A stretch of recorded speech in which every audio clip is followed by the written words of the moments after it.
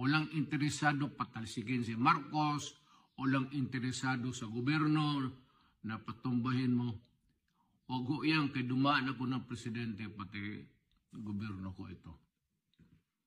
So, para just to erase doubts. But, we will ask that we will be heard from time to time so that government would know what the sentiments of the people are.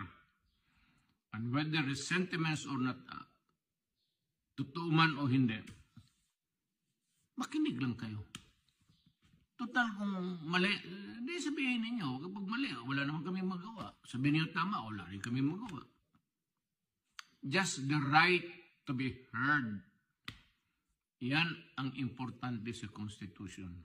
The right to be heard. Period. Maraming salamat.